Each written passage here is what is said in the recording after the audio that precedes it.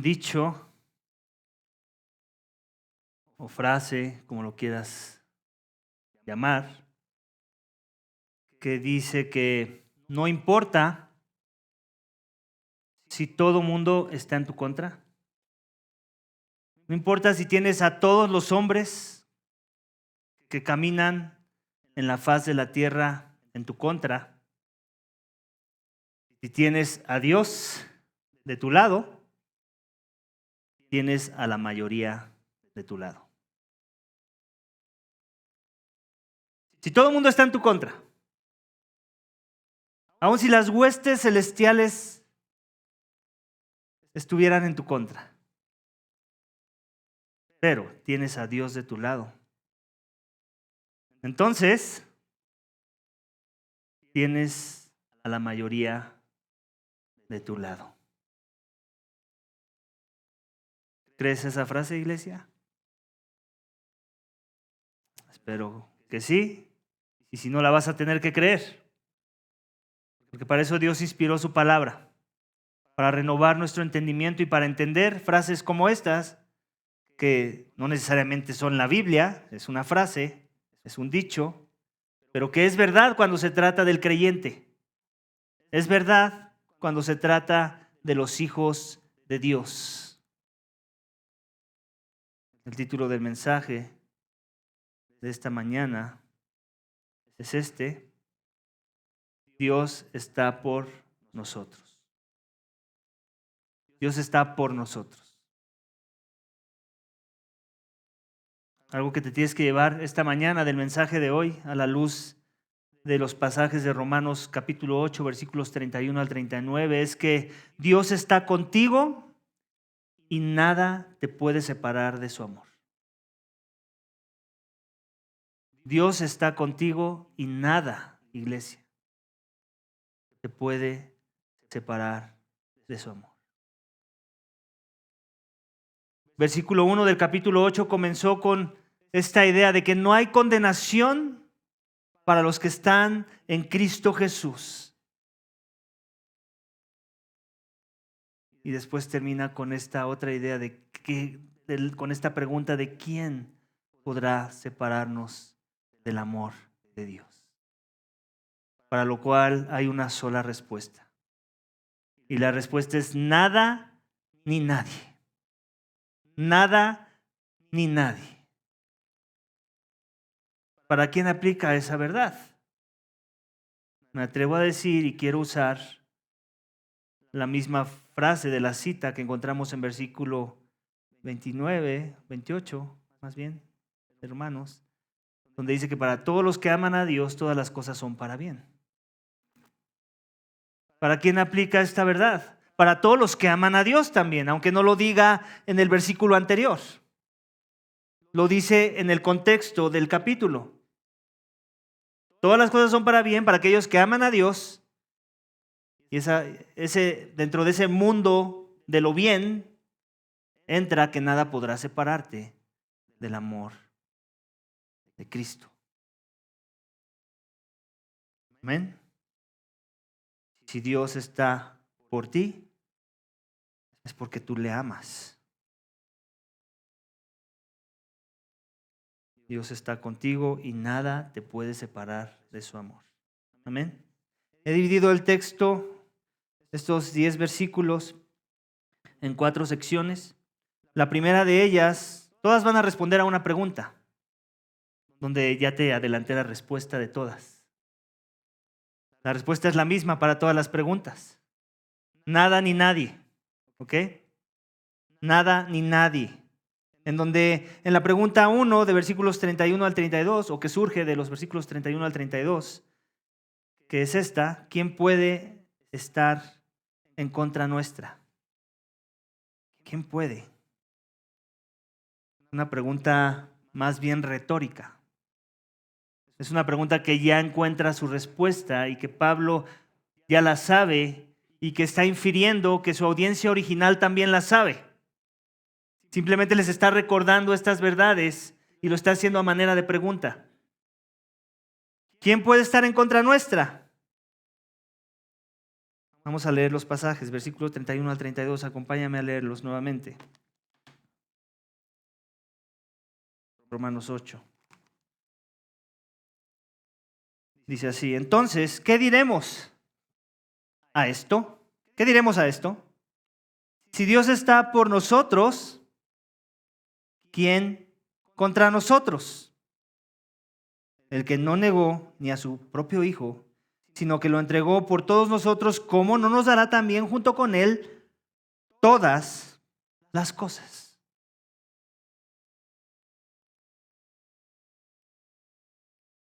¿Quién puede estar en contra nuestra esta mañana, iglesia? Nada ni nadie. Hay un sentido en que esa es la respuesta correcta.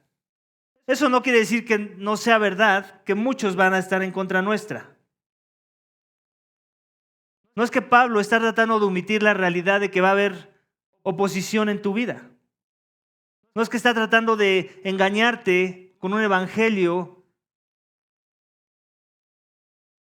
color de rosas. Hay un sentido categórico en que muchos van a estar en contra tuya y en contra mía si eres un hijo de Dios. Pero hay una realidad espiritual suprema por encima de esa realidad. Y cuando ponemos en contraste la idea de que Dios está con nosotros, ¿quién está en contra nuestra? Nadie. Hay una escena de la película del Rey León, no sé si la recuerdas, donde el pequeño Simba está en la zona de las hienas y les está tratando de espantar, ¿recuerdas? Y de repente en una de esas sí se espantan, ¿no? Y le sale un rugido como si pareciera que es ya un león adulto. Y hasta él mismo se sorprende, ¿no? De que, órale, ya me salió la voz de hombre. Porque espantó a las hienas aparte. Pero todos sabemos la verdad de esa historia. ¿Quién estaba detrás de Simba? Tu papá. Mufasa, el león. Eran muchas hienas, no importa cuántas hienas eran. El león era suficiente para poder con todas, ¿cierto o no? Pues así nosotros con Dios, iglesia. Va a haber muchas hienas a nuestro alrededor. Muchos enemigos. Pero ¿quién está detrás de nosotros? El león. El león de Judá. No Mufasa. El león de Judá. Y sí, a veces vamos a ser tentados a nosotros querer rugir en contra de nuestros enemigos. Pero nuestros rugidos van a ser como los de Simba. Van a hacer reír a nuestros enemigos. Pero si dejamos que el león de Judá, sea el que ruja, entonces, ¿quién puede estar en contra de nosotros, iglesia? Nadie. Nada ni nadie. ¿Y sabes cómo ancla? Me encanta cómo ancla Pablo esa realidad. No nada más nos dice, porque recuerda el carácter de Dios, recuerda su esencia, Él es el Todopoderoso. No pudo haber dicho, y eso hubiera sido suficiente para estar tranquilos con la verdad de que si Él está por nosotros, ¿quién contra nosotros? Sin embargo, no hace eso. ¿Qué es lo que hace? En versículo 32. ¿Qué nos recuerda? Que entregó a su Hijo, que ya hizo lo más grande, que ya hizo lo más difícil. ¿Cómo no nos va a dar todas las otras cosas? No está hablando de la teología de la prosperidad, también tenemos que aclarar. ¿Cómo no nos va a dar un Ferrari? ¿Cómo no nos va a dar una cuenta millonaria en el banco? Cuidado con llegar a esas conclusiones. No está hablando de eso. Creo que las otras cosas de las que está hablando tienen que ver con lo que ya dijo antes. Que a los que Él llamó, ¿para qué nos llamó? Para conformarnos a la imagen de Cristo. Todas las cosas que aporten a esa dirección, a la conformidad a la imagen de Cristo. Todas las cosas que a nuestro parecer se vean buenas o malas, convenientes o inconvenientes, Él las va a confabular, las va a usar para que cumplir esa meta. Que tú y yo, que hemos creído, si en verdad hemos creído, si en verdad amamos a Dios, seamos conformados a la imagen de Cristo. Ya hizo lo más difícil, ya crucificó al Hijo, ya lo colgó en un madero. ¿Acaso crees que te va a refrenar algo que tú necesitas tener o por lo que necesitas pasar para que no te parezcas a su Hijo ahora, si en verdad has creído? Ya hizo lo más difícil. ¿Tú crees que no va a ser ahora lo más fácil? Es Dios. Como, imagínate por un momento. Todos sabemos, ahora me van a ver agarrando muchas ilustraciones del Mundial porque se acerca el Mundial, para conmemorar el Mundial. Imagínate por un momento que soy tan fanático del fútbol y que a pesar de los precios exorbitantes, casi imposibles de pagar para la persona promedio, yo hago todo lo posible por llevar a mi familia al partido inaugural. 600,000 pesos ahí, ya gastados, para llevar a los miembros de mi familia. Ya compramos los boletos. Es una imaginación, yo sé que no crean que estoy parado ahí, que si alguien me quiere regalar los boletos no se los voy a despreciar. Ya tengo eso, ya está todo listo, ya les compré sus camisetas, las originales que cuestan como 3,000 pesos creo por ahí. Todos ya estamos bien trajeados para el partido, tenemos nuestros boletos, los compré en un palco.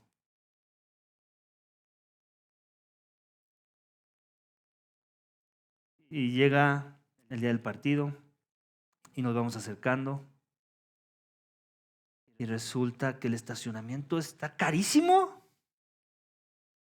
1,300 pesos de estacionamiento para un partido. Es un robo, ¿no creen? No. ¿Saben qué, familia? Olvídenlo. No vamos a entrar. Es un robo. No voy a dejar que me roben. 1,300 pesos. ¿Están locos? Quieren sacar en un partido lo que les costó la renovación del estadio. Nos regresamos, familia, lo siento. Lo vamos a ver en la pantalla en la casa. ¿Hace sentido?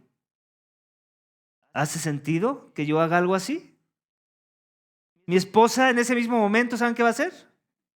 Me va a dar unas cachetadas. Me va a decir, bájate del carro y si quieres quédate tú ahí, yo llevo a mis hijos. Yo pago esos 1,300. Ya hicimos lo más difícil.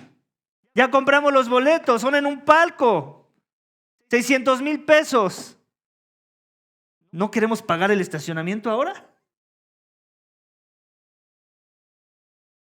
Es lo que Dios nos está diciendo aquí, iglesia. Ya te di a mi hijo. Ya lo sacrifiqué. Ya fue colgado en un madero. Fue vituperado. Herido fue por tus transgresiones. ¿Tú crees que no te voy a dar todo lo demás que necesitas para parecerte a mi hijo? ¿Para la vida, para la piedad? Si Dios está con nosotros, iglesia, ¿quién contra nosotros? Dios está contigo y nada te puede separar de su amor. ¿Quién puede estar en contra nuestra? Ya lo dijimos, muchas personas, muchos círculos, algunos de influencia, otros no tanto. Pero si Dios está con nosotros, iglesia, debería ser algo de lo que nos tengamos que preocupar. Si somos honestos, muchas veces nos preocupamos. Tenemos que ser francos. Y entonces poder decir, perdóname, Señor. Perdóname porque estoy poniendo mis ojos en las cosas de abajo y no en las cosas de arriba.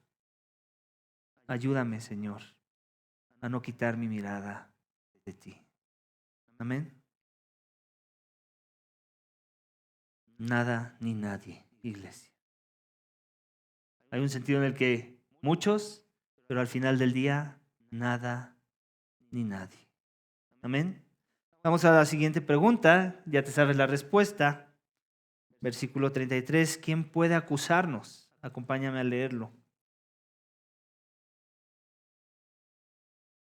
¿Quién acusará a los escogidos de Dios? Dios es el que justifica. ¿Quién acusará? La realidad es otra vez que muchos. ¿O no vas a decir que no te han acusado? Nos acaba de pasar hace 8 días en un partido de fútbol.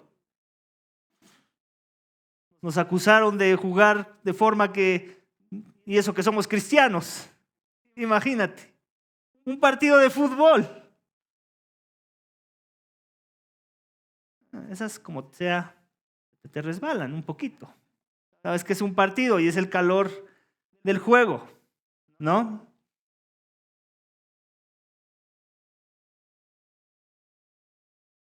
Pero hay otras formas de acusación. Y muchas duelen. Duelen bastante. Algunas son verdad. No todo es mentira de parte de los acusadores. Algunas, espero la mayoría, no lo son. ¿Quién es el capitán de los acusadores? ¿Alguien se acuerda en la Biblia? Satanás. Es el acusador. Es el ministro de los acusadores. Van a venir acusaciones en tu contra y en mi contra. Han venido, van a venir y seguirán viniendo. Pero la Biblia enseña algo. Que nada ni nadie nos puede acusar. ¿Por qué? Lo dice en la siguiente parte del mismo versículo. ¿Por qué? Dios es el que justifica. Porque si alguien tiene la potestad y el perfil para poder traer acusación en tu contra, que no solamente tiene el perfil, sino tiene el poder para que tengas el castigo que corresponde a eso por lo que te acusa, es Dios. Y si Dios ya dijo, declaro a esta persona inocente, santo, digno de entrar a mi presencia, entonces, ¿cómo lucen las acusaciones de los demás comparados con esa?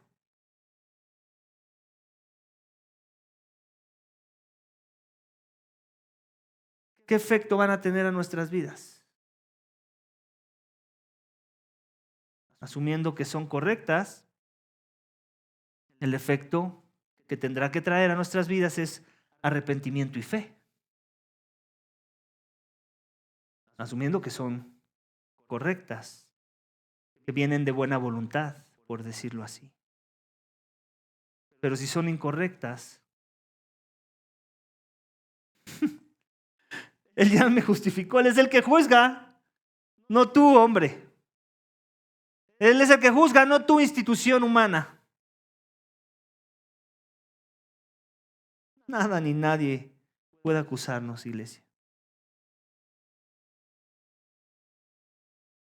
Esta semana fue muy providencial para mí esta cita, esta sección de Romanos, ¿sabes?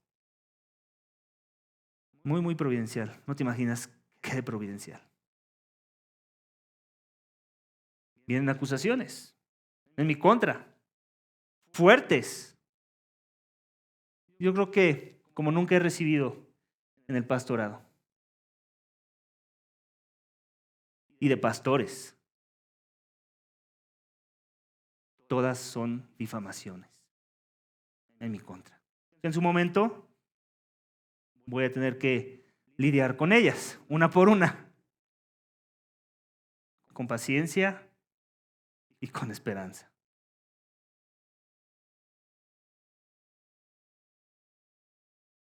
Dime tú si no es muy animador esta sección.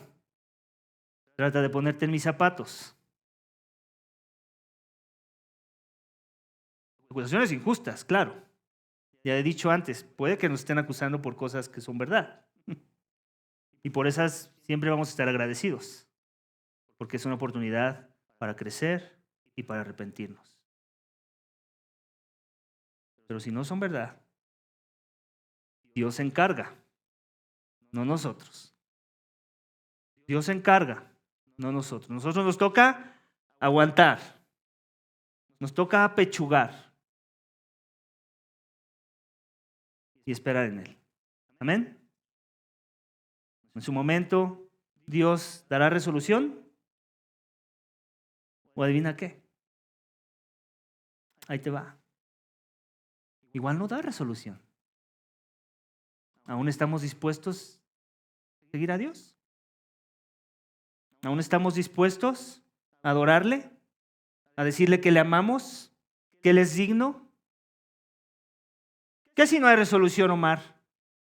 ¿Qué si a pesar de tu defensa y todas tus pruebas y tus testigos y tu forma elocuente de usar la lógica y la palabra de Dios, eres tratado injustamente? ¿Aún así me vas a amar? ¿Aún así me vas a pastorear a mis ovejas? Ora por mí para que así sea. Amén. Acusaciones van y vienen, pero el Señor es el que pelea nuestras batallas. Él ya nos justificó. Nuestra identidad es la de hijos. No hay nada que le tengamos que probar a nadie. El Evangelio sigue siendo suficiente. Amén. ¿Quién nos condenará? Versículo 34. ¿Quién es el que condena? Cristo es el que murió, sí, más aún, el que resucitó, el que además está a la diestra de Dios, el que también intercede por nosotros. ¿Quién es el que condena? ¿Te digo? ¿Te digo la lista? Por lo menos en mi vida. No acabo. Seguramente tú tienes tu propia lista. Tal vez tienes una lista de la sección familia extendida, otra lista de la sección colegas del trabajo, otra lista de la sección iglesia o gente que se dice ser iglesia. Todos tenemos nuestra lista, ¿cierto o no? ¿O soy el único aquí? Soy el único vituperado por causa del Evangelio. Espero la tengas, y si no la tienes me preocuparía que no la tuvieras. Quiere decir que tal vez es porque eres del mundo y no de los que seguimos a Dios y buscamos someternos a su voluntad. Amén. Quien nos condena, muchos nos van a condenar. Pablo, ¿de qué estás hablando? Imagínense a la iglesia primitiva. Pablo, estamos siendo perseguidos.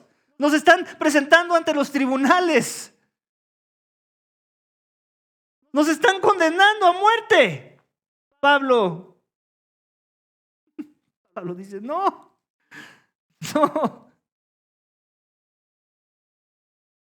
Cristo fue condenado en tu lugar. Él es el que murió. Sí, más aún el que resucitó, el que además está a la diestra de Dios, el que también intercede por nosotros. Pablo les está ayudando a poner su perspectiva otra vez en las cosas de arriba. a los romanos y a nosotros también, iglesia.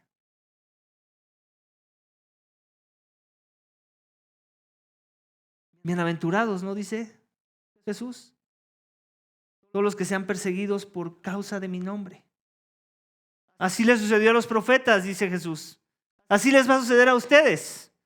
Hay un sentido en que parece que estamos siendo condenados, ¿cierto o no? Pero hay otro sentido en que desde la perspectiva de Dios y desde la visión que Dios tiene de la realidad espiritual de tu alma, tú ya fuiste condenado en la persona de Cristo. Por consecuencia, tú no eres condenado por nadie más. El peso más alto de la justicia ya cayó sobre tu alma. Cualquier otra apariencia de justicia o justicia horizontal no vale en contraste. Amén. ¿Quién nos condenará, iglesia? Pablo nos da el evangelio aquí. ¿Lo crees? ¿En verdad lo crees? ¿O te va a quitar el sueño las condenaciones horizontales? Yo no sé dónde estás parado. Yo ya traté de ser vulnerable desde el púlpito. Espero fui prudente en ocultar la información que se tiene que ocultar. Es una realidad.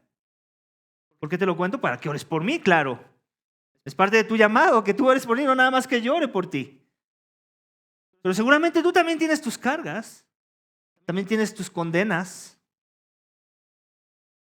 ¿Cómo las estás llevando? ¿Descansando en la obra de Cristo? ¿Recordando que no hay condenación porque estás en Cristo Jesús? ¿Que tu condenación y tu caso ya fue librado?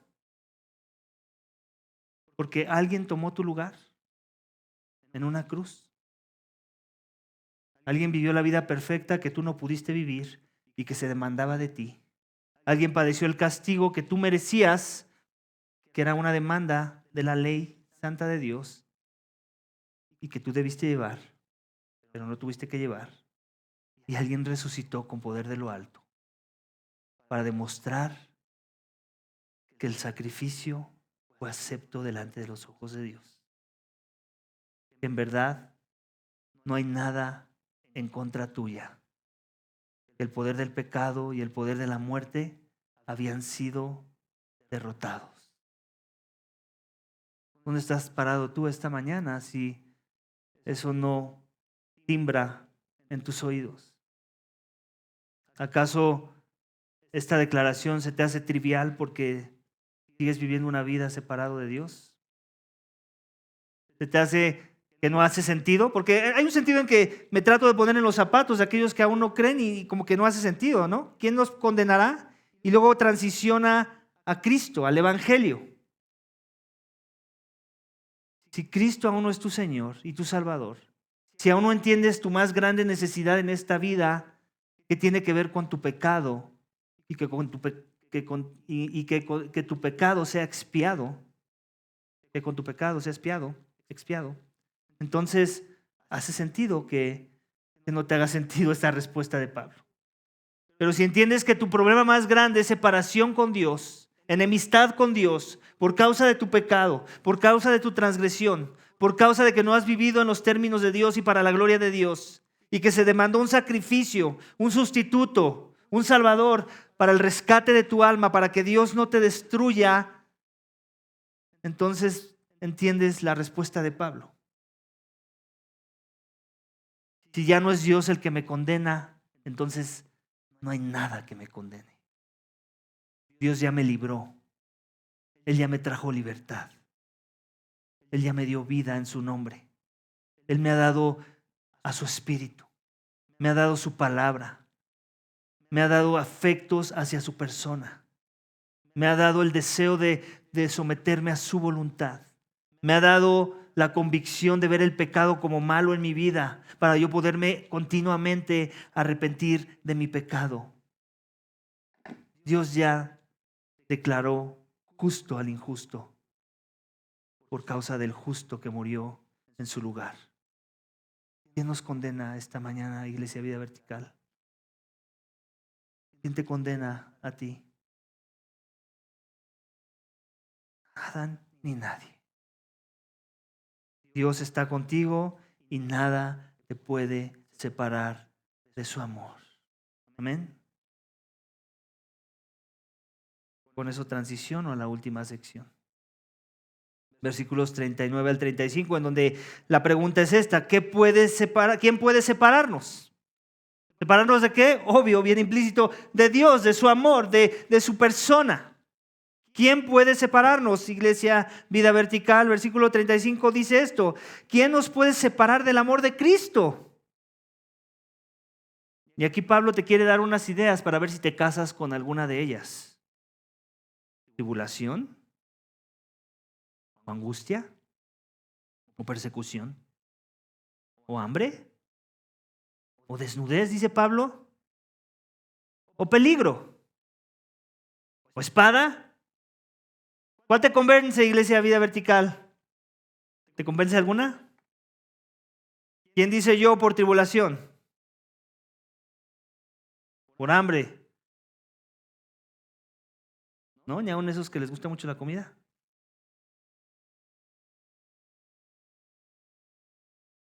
Peligro. Espada, ¿de qué está hablando? De la muerte misma. La muerte misma. Pablo está llevando capítulo 8 de Romanos a este clímax. A este clímax de esta convicción que debe de crecer en tu corazón y en mi corazón, de que no hay nada ni nadie que pueda separarnos del amor de Dios. ¿Sabes por qué? Porque no hubo nada en ti o en mí que hiciera que Él quisiera amarnos. No hubo nada bueno lo suficientemente aceptable como para pensar que entonces Dios nos debe su amor. Lo vimos en capítulo 5, versículo 8. Aún siendo sus enemigos, Cristo murió por nosotros.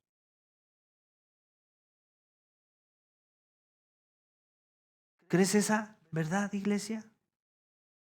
¿Vives a la luz de creer esa verdad? Porque escúchame bien, ¿tú por qué crees que pone esta lista Pablo aquí? Se le ocurrió, se la imaginó, se puso a orar y dijo: Dios, ¿cómo podría ser tentado el cristiano de mi época para sentirse que algo lo puede separar de tu amor? ¿O será que estas eran las cosas que veía Pablo por las cuales la iglesia de Cristo apostataba? Por la tribulación, la angustia, no saber el futuro. Me consume la idea de no tener el control de mi futuro. La persecución. No, esto de seguir a Cristo está muy duro. Mi vida era mejor cuando yo no profesaba el nombre de Cristo. Me están difamando. O hambre. No vas a tener las mejores oportunidades. Vas a tener que renunciar al éxito como el mundo define éxito. En el contexto de ellos, los expulsaban de sus casas. No les daban trabajo. Desnudez. Un poco de la misma idea. Y la podemos ver en ambas direcciones. No la podemos imaginar en ambas direcciones. No tenían suficiente para comprarse ropa, o les despojaban de su ropa para burlarse de ellos, para mofarse de que seguían a Jesús, así como lo hicieron en su momento con nuestro Señor en camino a la cruz. Peligro o espada. Pablo quiere reforzar el llamado que tenemos.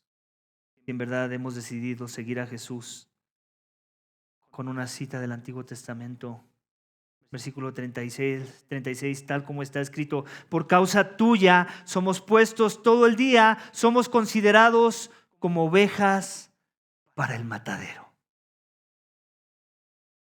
La semana pasada veíamos que si algo es un hijo, si algo distingue a los cristianos, es que ahora somos un hijo de Dios. Lo que también significa que eres considerado una oveja para el matadero. ¿Te gusta la ilustración? ¿Te suena a un cumplido, iglesia? ¿Te atrae? Me dices que te atrae y eres un mentiroso. A ninguno nos atrae la idea. Pero si somos hijos de Dios, este es parte de nuestro perfil. Este es parte de nuestro llamado. Y debemos estar dispuestos de contar el costo de seguir a Cristo. Y si no nos vemos como una oveja en camino al matadero, lo mejor que nos puede pasar es no seguir a Jesús. Porque entonces lo que va a pasar es que vas a tratar de en tus fuerzas pensar que le sigues. Y cuando vengan todas estas cosas, le vas a negar. Y tu postrero estado va a ser peor que el primero.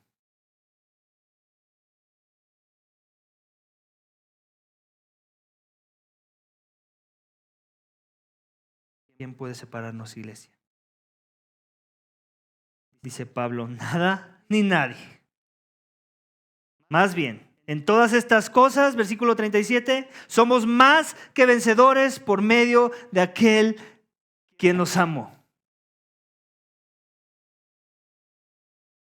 Una mejor traducción es, somos más que conquistadores.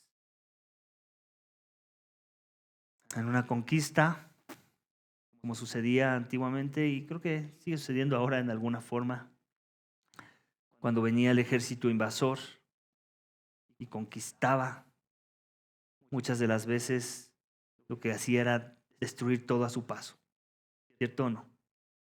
Y no dejar nada. Pero aquí dice que somos más que conquistadores.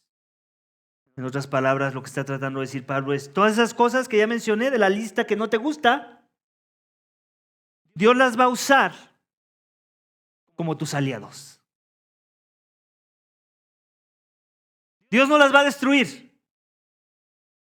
Dios no las va a quitar de tu camino, ¿sabes? La tribulación, la angustia, la persecución, el hambre, la desnudez, el peligro, la espada. Dios las va a usar como tus aliados. ¿Cómo te quedó el ojo, iglesia? Dios puede hacer eso. Esas cosas se convierten en nuestros esclavos, si lo quieres poner así. Dios las va a usar para seguir perfeccionando el carácter de su Hijo en tu vida y en mi vida. Que muchas de las veces, si Dios no permitiera esas cosas en tu vida y en mi vida, tú y yo no creceríamos. Nos quedaríamos cómodos. Comenzaríamos a pensar y creer que en verdad el evangelio de la prosperidad que muchos predican falsamente allá afuera es el evangelio del cristianismo bíblico. Y eso no es verdad.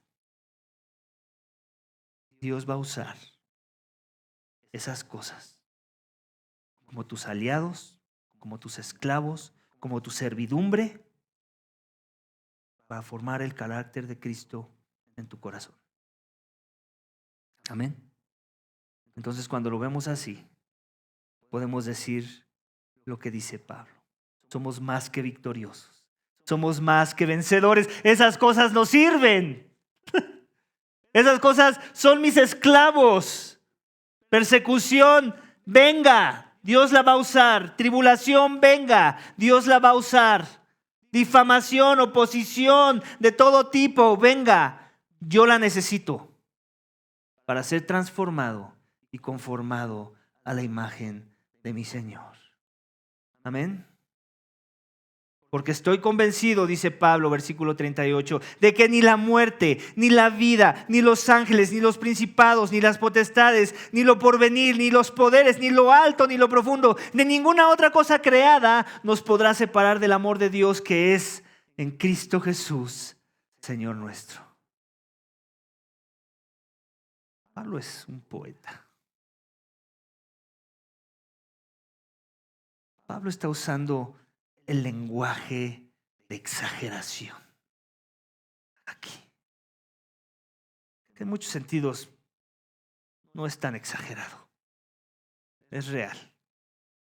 Ni la vida ni la muerte. Esto por seguro tú y yo lo vamos a experimentar. Ni los ángeles, ni principados. ¿De qué ángeles estará hablando Pablo? ¿Del ángel Gabriel? No creo. Yo quiero pensar que se está refiriendo a ángeles caídos, a demonios, principados igual demoníacos. Ni lo presente ni lo porvenir, ni los poderes, ni lo alto ni lo profundo. Ninguna otra cosa creada, ¿te das cuenta? Todo eso está dentro del mundo ¿de qué? De lo creado. Él está diciendo, si Dios te tiene en sus manos, si Dios ya te amó con amor redentor, si Él dio a su Hijo, a su unigénito Hijo, lo más preciado, lo más hermoso, lo que tiene más valor, porque no es creado, y no es Dios en la carne, ¿qué de lo creado te puede arrebatar de su mano? Nada ni nadie. Iglesia Vida Vertical, si Dios está contigo, nada te puede separar de su amor. ¿Lo crees esta mañana? Yo lo creo y me consuela. Eso no quiere decir que todo va a ir muy bien, o que todo me va a gustar, o que no va a haber lágrimas, o que no va a haber dolor, o que no va a haber cierta preocupación, o que no va a haber sed de venganza, pero la venganza le pertenece al Señor. Amén. Así que recuerda esto, iglesia. Si Dios está de tu lado, no importa si todo el mundo está en tu contra, aun aquellos que se digan ser hijos de Dios, tienes a la mayoría de tu lado. Amén. Vamos a orar. Padre, te damos gracias. Gracias, Señor, por tu misericordia.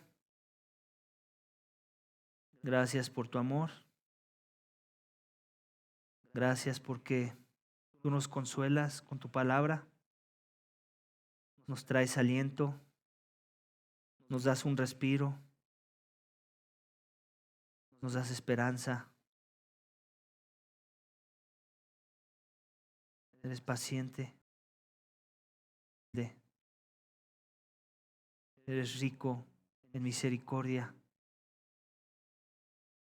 Gracias porque en verdad creemos que no hay nada que podamos hacer